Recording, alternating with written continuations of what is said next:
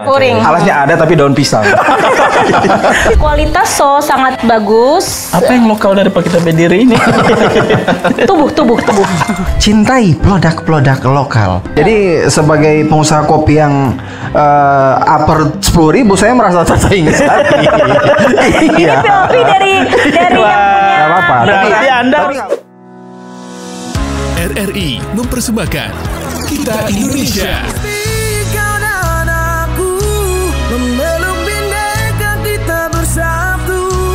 Kita Indonesia. Indonesia sesungguhnya. Indonesiaisme. Selamat datang kembali di podcast Satu Meja. Masih bersama kita berempat. yes. Ketemu lagi dong ya. Ketemu lagi dong. Kalau kemarin kita kan warna-warni Indonesia. Kalau Tone sekarang down. kita Earth Sound. Apa ini? Agak dark. Agak dark ya. agak Tapi gelap. beliau ini budayawan Nah, ini sendiri. Yang mencerahkan di antara Masa depan kegelapan. itu harus lebih cerah. karena dia masa lalu seram. Tidak begitu. Oh. Jadi yang nextnya harus lebih cerah lagi. Lebih berwarna maksudnya. Lebih berwarna, yoi. Iya. Kemarin kan terang sempat nge-spill sedikit ya. Apa itu? Yang di episode sebelumnya terang sempat nge-spill tentang produk-produk lokal. Sempat juga Ini sama kayak di meja ini kan. Kopi-kopi ini kan produk lokal. Ini kopi buatan apa ini ya? Gorontalo. Gorontalo kan? Iya, ini juga produk lokal. Kopi ini Pinogu. Pinogu. Kopi Pinogu. Itu Iya. kalau di Gorontalo ya. Kalau kayak di daerah lain kan rupa Gayo. Apa lagi? Toraja. Toraja. Luwak. Luwak. Nah, gitu kalau luwak itu beda lagi tuh nih. Iya, brand pasar Soambe. Ngomongin tentang kopi. Asik. Bagaimana? Lagi hype ya, kopi keliling ya. Kopi keliling. Iya. Sebelum kita ngomongin kopi, kita seruput dulu. Iya, seruput Asik. dulu. Ini kan pengusaha kopi, Bos. Harusnya taruh di meja sini dong, bro. Harusnya kopi Anda di Aduh, sini. Next ya. Next ya, Next ya, kopi episode pandan selanjutnya dong. boleh di apa namanya? Mulok-mulok. Di sponsor ya. Mulok-mulok. Ya, ngomongin tentang kopi. Sebenarnya ini pro kontra juga ya. Apa? Kemarin yang di Jalan Panjaitan. Oh Iya, iya, benar-benar. Sebenarnya happy karena Ada tempat baru. iya, karena sebenarnya UMKM sudah banyak dilirik sama torong-torong masyarakat di sini sih. Cuman yang mengganggunya adalah di jalanan itu macet. Apalagi di situ kan satu arah. Orang pada jualan-jualan di situ. Sebenarnya tidak masalah sih. Cuman kayaknya itu bukan untuk area berjualan untuk itu Kuliner berdagang gitu. atau kuliner gitu kan. Kamu jangan menormalisasi kalau kata netizen ya. Iya. Kalau kata ada yang netizen bilang begitu. atau kata Anda. Jangan bawa netizen. Enggak, netizen bilang begitu. Jadi kayak tidak apa-apa, orang kan jualan dan itu cuman malam. Iya. Kayak ada tanda kutip cuman malam. Nah, terus kayak banyak yang bilang, jangan menormalisasi. Itu aturan bahu jalan kan nggak bisa. Iya, memang. Itu emang khusus buat pejalan kaki. Manfaatnya juga kan untuk pejalan kaki, bukan untuk jualan. Nah, itu. Tapi di satu sisi orang diuntungin ya sebagai anak muda. Anak muda. Udah tahun berapa Anda anak muda? KTP mana? Apa maksudnya orang yang kayak introvert untuk ada di kayak kafe, warkop yang kayak Rame. apa ya tertutup dan sebagainya itu sangat diuntungkan dengan kehadiran kopi keliling yang ada di trotoar. Jadi kan Jadi kayak bisa macam, ya tinggal panggil parkir, begitu. Iya. Beli. seruput kopi gitu. Harganya juga murah Ya. kan? Harganya itu di 8.000. under 10.000. Iya, jadi sebagai pengusaha kopi yang upper 10.000, saya merasa tersaingi sekali. Ini POV dari yang punya. Gak apa-apa. Berarti Anda tapi harus nggak beli apa-apa. Iya, itu, iya. Merasa tersaingi nggak sih? itu. Merasa tersaingi. Bukan, Berarti bukan. Sorry. jangan menormalisasi itu gara-gara itu ya. Beda pasar. Iya, beda pasar. Beda pasar, beda Beda lidah. kualitas Beda kualitas. juga. ya. Iya. Kalau misalkan mau cari memang ada harga ada kualitas. Benar. Kalau namanya dengan 10.000 dan harga atau kualitasnya di atas rata-rata, berarti dia berani rugi dong ya. Iya.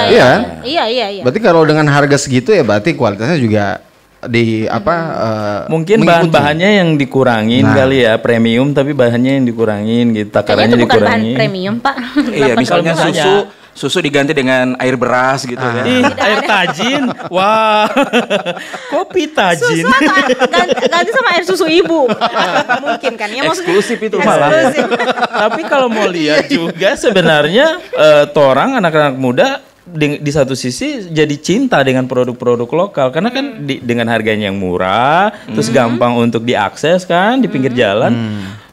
Semua orang sudah pada jualan di situ, bukan cuma kopi. Mungkin masalahnya adalah tempatnya kali ya. Itu kan memang bukan untuk tempat berjual gitu. Berjualan ya maksudnya. Itu kan mengganggu kenyamanan orang yang berkendara gitu. Tapi balik lagi kalau rupa Nisa bilang di episode yang awal-awal ya, orang podcast ini. Tapi anak takut orang mau ini. Artinya begini. Kita tidak tahu ini. Tenang. Kita mengarahkan itu. Iya. Tolong diperhalus, Pak. Tolong diperhalus. Jadi ya UMKM yang dipaketan sama serbu kamar. Jadi kan memang satu meja diciptakan untuk provokasi. Iya.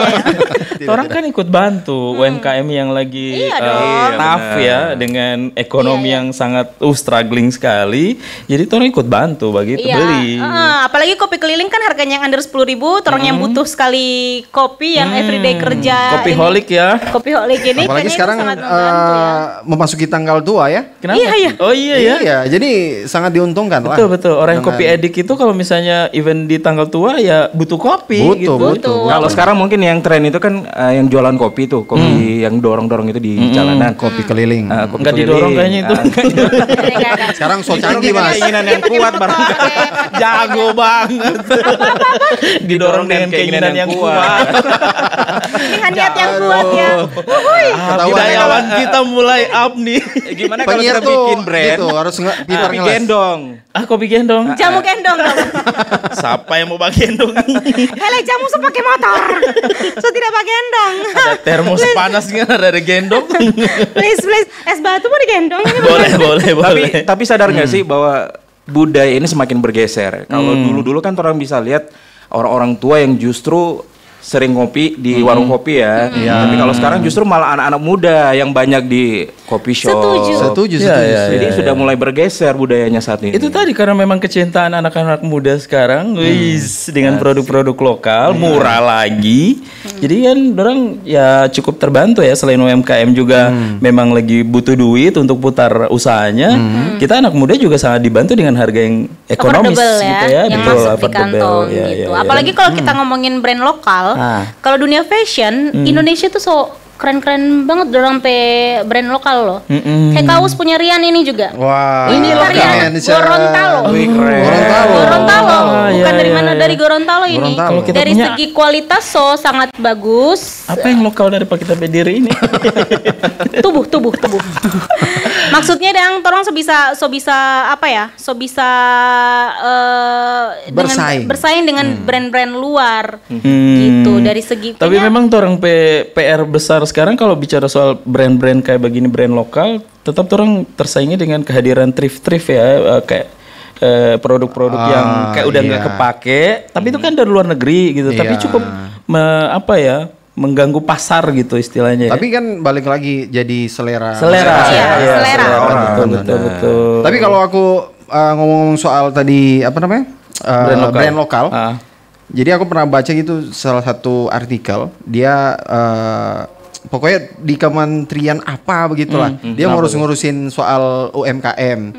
Nah dia bilang bagaimana sih produk lokal kita di Indonesia itu bisa bersaing dengan produk dari luar negeri. Yang memang udah merek ya. Ya, apa kelemahan kita kalau si Ibu Nila, namanya Ibu Nila Kumalasari. Nah dia bilang di kita tuh kelemahannya adalah supply dan demand-nya. Aduh, jadi berat ya, supply demand itu apa maksudnya budayawan kita? Apa sih dia nama? Distribusinya barangkali. Distribusi dan kemudian promosinya juga barangkali. Kayak kalau saya lebih menyoroti ke pemakaian karawo. Karawo itu justru lebih dihargai di daerah luar ketimbang daerah kita sendiri. Itu. Karena kalau di luar bisa jadi itu hal yang baru kali ya. Kalau di Gorontalo kan orang hampir sama ada karawo. Benar, karena stigma orang Gorontalo itu kan karawo harganya mahal toh. Makanya orang-orang kalau pergi ke pesta lebih suka itu kenakan pakaian batik ketimbang karawo kan. Ataupun bisa dilihat saat ini justru bisa dibilang orang-orang dewasa yang lebih suka pakai karawo ketimbang anak-anak muda. Karena memang secara outfitnya juga atau stylenya itu yang dibentuk karawo itu formal ya. Masih jarang orang mau dapat kayak kalaupun mau dapat yang versi kayak jaket begini-begini, harganya mahal, jutaan. Tapi lagi-lagi kita nggak pernah tahu 10 atau 20 tahun ke depan kayak tren kopi tadi kan. Kalau Yayan bilang tren kopi dulu yang minum atau yang konsumsi gitu. Orang tua. Sekarang anak-anak muda semua udah minum kopi. Nah, bisa jadi kan, jangan-jangan nanti Karao akan seperti itu juga. Berarti pelaku UMKM-nya harus mengubah desain-desainnya biar lebih kekinian gitu ya, biar cuman lebih kalau masuk untuk ke anak dari muda. Segi harga ya memang seperti itu kalau untuk karena itu kan dicabut satu-satu, benangnya terus dijahit lagi. Nah, itu yang susah, bikin mahal. balik lagi yang susah di kita itu adalah menjaga supply-nya. Jadi menjaga stoknya. Nah, itu susah sekali dari susah. Ini juga korban. Iya, betul. Kualitas. Nah, benar. Sama terus juga SDM-nya. Karena sekarang kan sudah banyak juga yang cuma orang-orang tua yang tahu Karao sekarang. Kalau anak-anak muda sekarang ini juga barangkali orang tidak mau. Ya gara-gara itu DP stok juga tidak bisa terpenuhi setiap hari. Kadang juga kalau penerusnya kali ya, penerusnya yang orang perlu itu outfit Karao kadang PO begitu harus 1 minggu dulu. Apalagi kalau orang request DP model yang sebagaimana agak lama juga sih, bertunggu 1 bulan lah.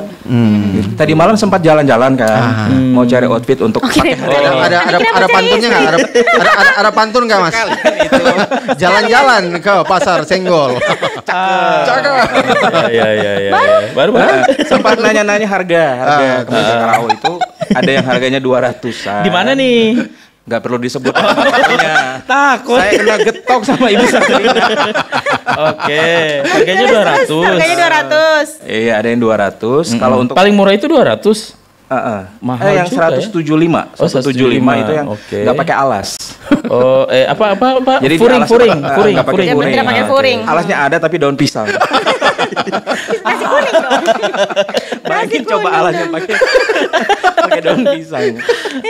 Jadi nasi kuning dong. Yang 200 ada 500 juta gitu. Kalau 500 itu yang motif tempel tapi di jaket. Oh, iya. Jadi mau pilih yang mana mau nih? Tempel penjual ya. Sekalian jualan nih. Kayak penjual ini. Aduh. Itu nggak ada yang dia tempel di testa ya. Iya. Tapi kadang juga kalau macam Rian bilang tadi mungkin supply-nya kurang ya. Bisa jadi juga karena memang sekarang lagi jor-joran ya orang promosi di sosmed gitu. Jadi permintaan saking banyaknya nih orang stok tidak ready begitu. Bisa jadi antara dua. Banyak pelanggan sama yang branding tadi. Sepi peminat. Itu kan yang menyebabkan supply-nya tidak terjaga.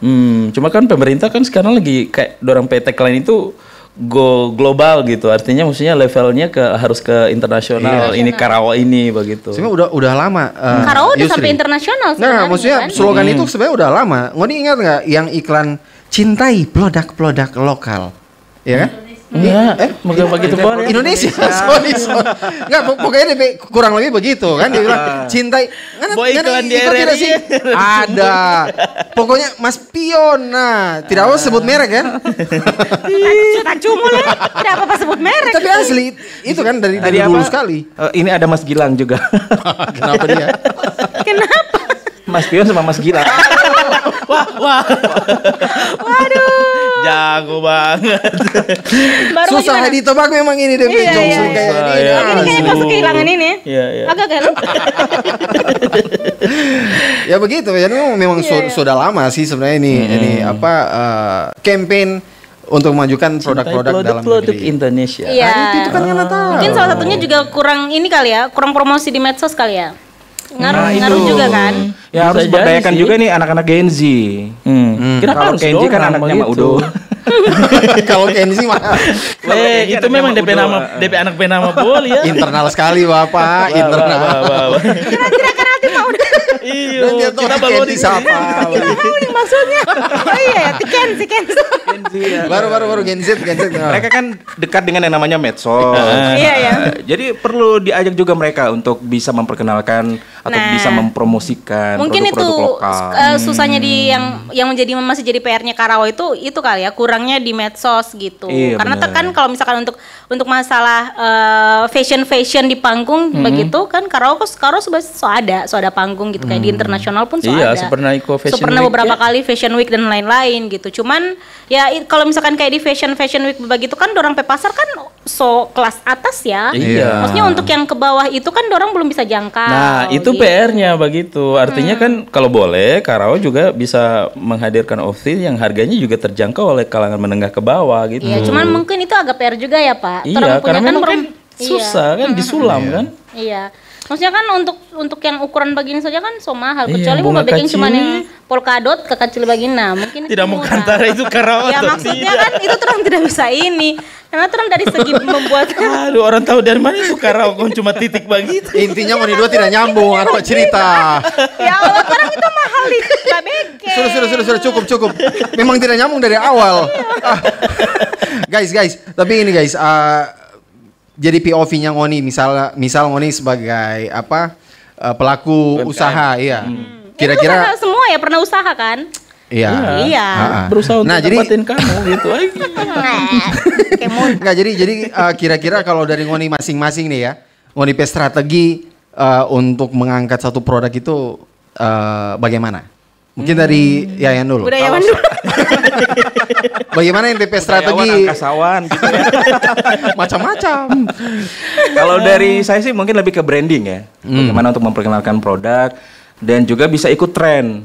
Kalau misalnya tema ataupun tren fashion tahun ini apa, jadi bisa disesuaikan dengan yang paling banyak diminati saat itu. Oh iya. Ikut yang lagi kekinian sekarang. Iya, kita benar. menyesuaikan ya. Iya. Menyesuaikan sama permintaan pasar ya. Setuju. Kalau Ngana Anissa? Sama sih.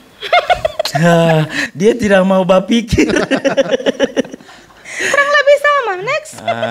Kalau kita punya next kan lagi. kita punya Aca. Iya.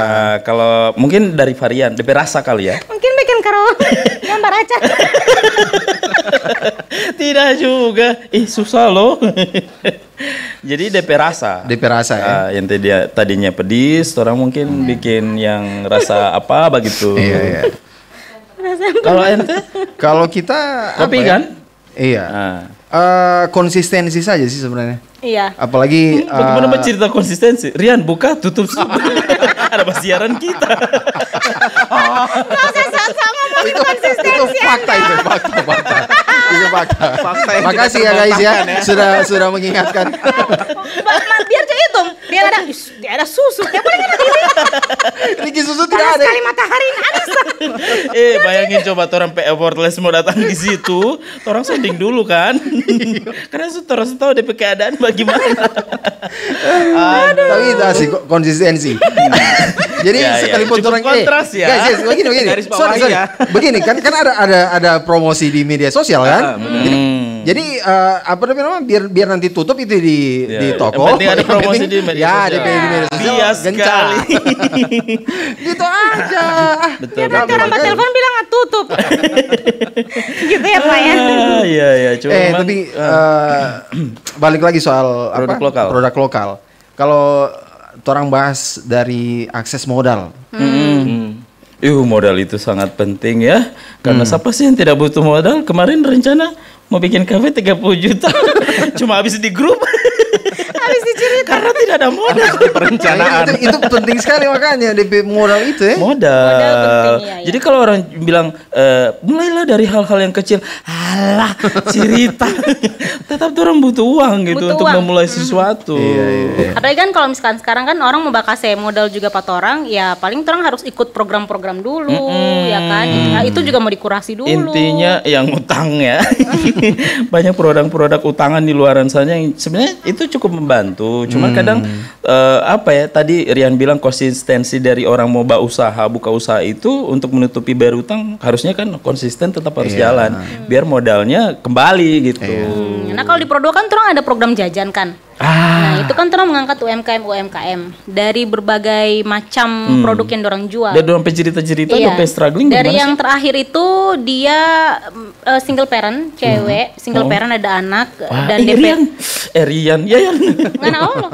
Baru dia DP mantan suami juga tidak bekerja. Jadi memang benar-benar dia harus menghidupi DP diri dan dia bukan orang Gorontalo. Dia orang Petambagu kan. Jualan apa sih?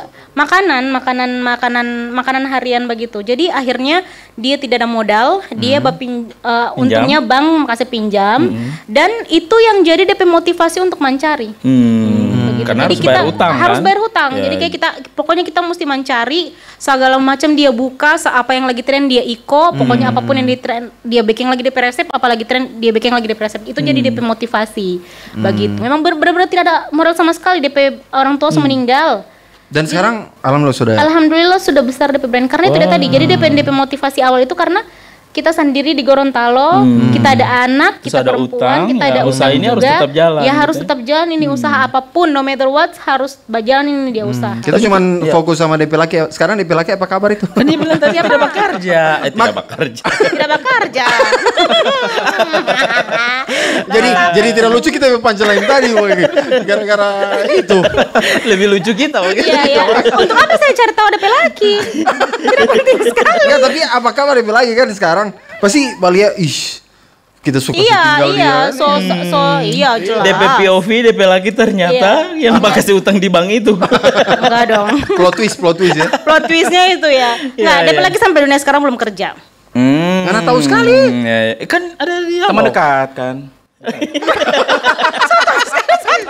Aduh. Kemana?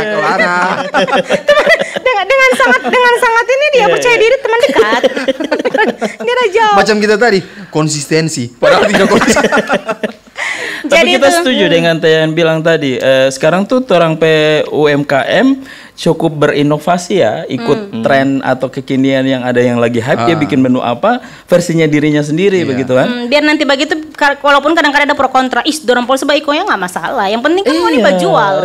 Pintu rezeki masing-masing orang kan beda-beda. Kalau mau tidak mau usah beli. Coba bayangin kayak di Taruna kan semua orang gerobak itu kan jualannya menunya sama, nasi goreng semua. Tapi mungkin sebagai conclusion ya, karena DP waktu juga mepet nih. Ada game yang menarik sekali. Dia bilang begini, kan tidak menarik ini. Asli ini. Tapi menarik itu orang. Nah, dia bilang begini, itu pepatah dia bilang bigger is better kan. Jadi kayak kemarin ini yang tematik. Enggak tahu lagi. Baru. Soalnya kita yang rekap itu. Sudah juga. Bigger. Belum selesai. Ini jadi konklusi juga. Oke. Ya, jadi kan orang bilang bigger is better. Jadi besar itu lebih baik. Tapi orang lihat sendiri apa kabar gitu retail besar pada tutup. Baru kemarin tutup. Iya, itu banyak kan. Banyak retail besar tutup. Tapi yang tumbuh subur yang kecil UMKM. Jadi tidak selamanya bigger itu is better. Tidak selamanya bigger is better. Yes. Tapi yang bigger itu memang better banget. Bigger apa tuh? Dalam apa tuh? Aduh. Pokoknya intinya suka yang besar-besar ya. Iyalah, porsi besar makanannya. Iya. Tapi kalau saya tidak setuju. Apa yang tidak setuju nih? Kita siap nih. Ini gong gitu. Kalau yang tadi dapat tebak. Kalau besar susah pakai baju. Aduh, pokoknya intinya kita cuma mengajak torang untuk meramaikan produk-produk lokal ya, karena torang bisa bersaing dengan produk-produk luar. Betul. Yes. Jadi tetap di podcast Satu Meja Kita Indonesia. RRI mempersembahkan Kita Indonesia.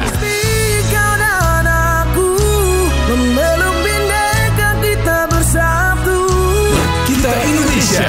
Indonesia sesungguhnya. Indonesiaisme.